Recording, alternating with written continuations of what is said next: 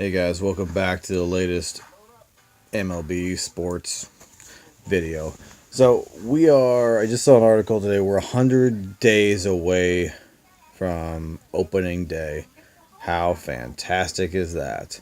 I don't know, man. I love baseball. It's been probably my favorite sport since I was younger. And I'm just so anxious to get this season started because of the disappointment that we had from this last postseason. Indians fan. But that wasn't the point of the video. The point of this video is I saw MLB.com, I believe it was, came out with these power rankings after the winter meetings.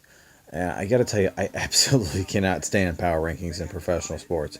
What's the point? I mean, the wins and losses don't mean nowhere near as much as they do like in college.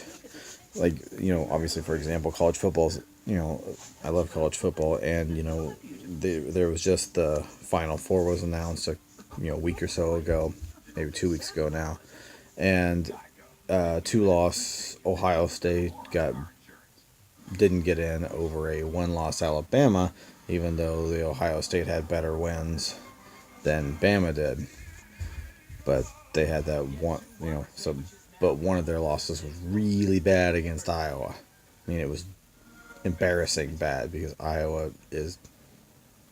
Anyway, the point of it is the power rankings. I swear, there's some guy that came up with this idea, like, oh my gosh, let's create power rankings, and it'll just be, we can just do another article. We can spend another day or two writing that article because that'll be the cool thing to do. Who gives a crap? I mean, seriously, like I see them even for NFL, the power rankings. Oh, the Eagles dropped a spot. I saw them for Major League Baseball, and I saw the Indians. They weren't even in the top five. Then they started creeping up. Then they started creeping up. And when they had their big winning streak, they were number one. Going into the postseason, I think they were number one. Guess what? They got bumped in the first round. Who gives a crap? Seriously, these guys that write these articles, it's silly. It really is. So the main point of it was coming out of the winter meetings. So out of the winter meetings, they had the Yankees as number one and the Marlins as the last.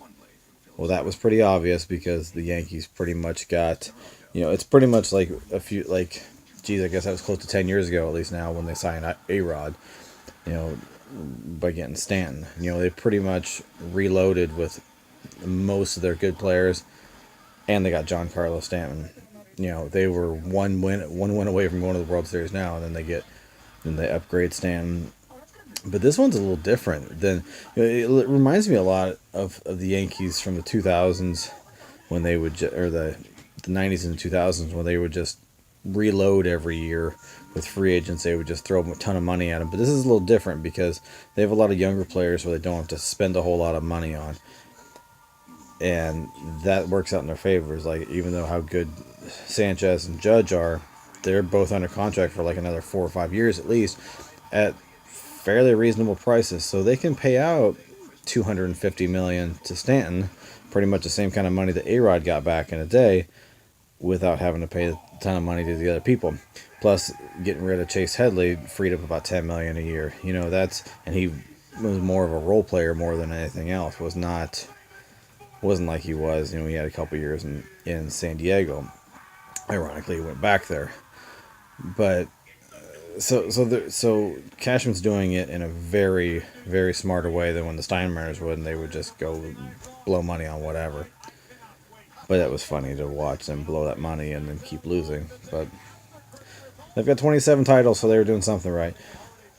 But there was one team that the big fish was Stan, but I think outside of, and I'm going to butcher his name, Shotei, and I don't know, the two-way player from Japan.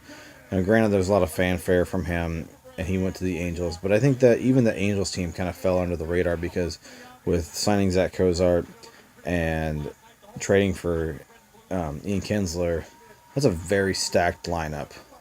I mean, you got C.J. Cron or Albert Pujols at first, Kinsler at second, Andrelton Simmons at shortstop. I think Cozart's supposed to play third. Justin Upton's in left. Obviously, Trout's in center, and then you got Cole Calhoun in right. And plus, they're pitching. I mean, they were just under 500 this last year. You put those two other guys in there. Their worst case scenario a wild card team this next year, and even if the Japanese pitcher doesn't do anything for a year, they're going to be pretty good. And it concerns me as an Indian fan that we haven't done much of anything. Didn't get lost Brian Shaw, which I think he was kind of a little bit overrated how it was. Didn't re-sign Joe Smith. Couldn't get a deal done with Carlos Santana.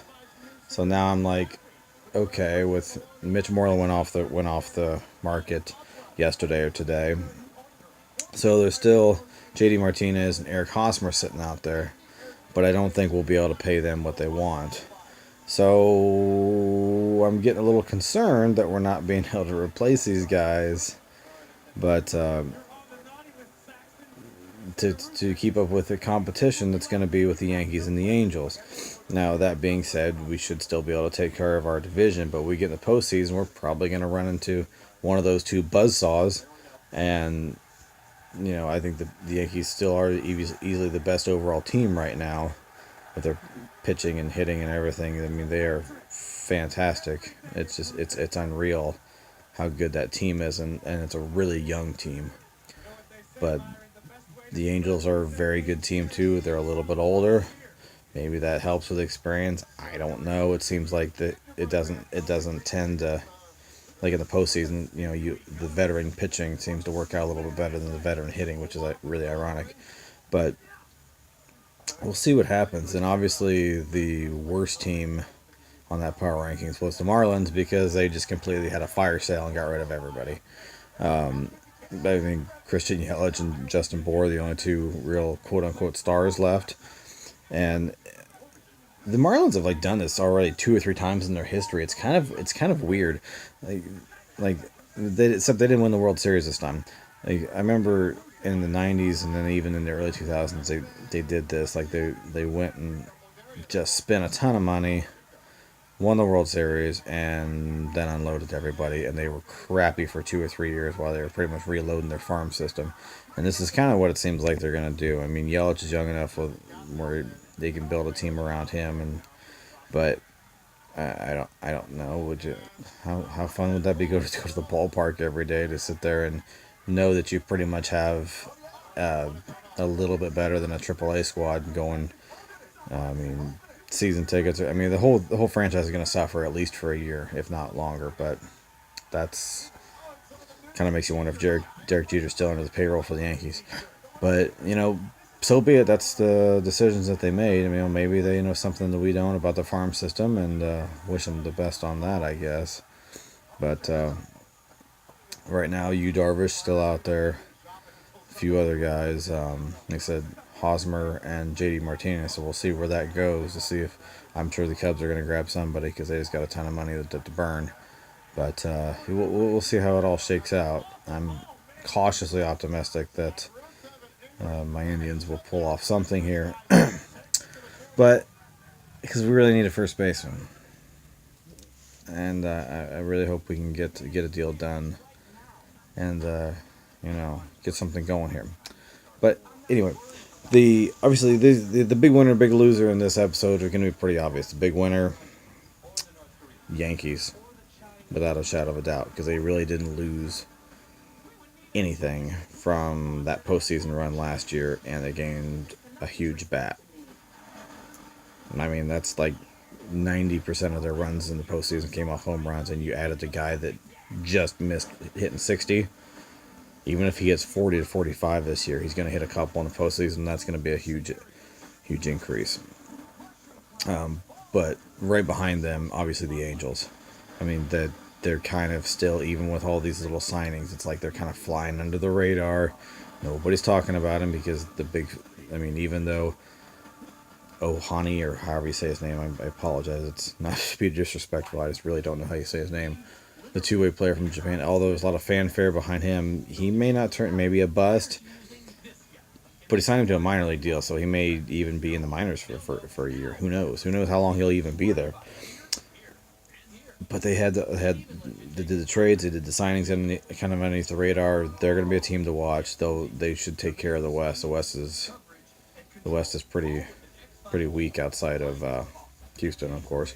And then the big loser, of course, is the Marlins, because they're going to suck for probably a year or two. There isn't any way around that. They're going to suck for a year or two. I'm close to the St. Louis market, so I kind of hope that the Ozuna deal works out for the Cardinals.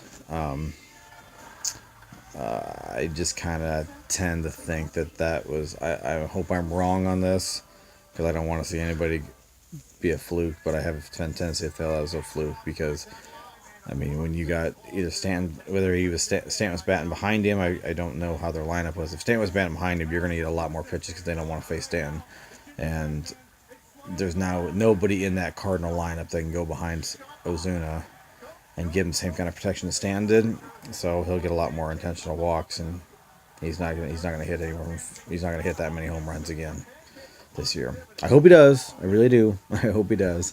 Like I said, I don't want to see anybody have a down year, nothing like that. But yeah, that's pretty much my feel on power rankings plus the winter meetings. So please like, share, subscribe. Let me know what you think. Throw a comment in there. I don't care.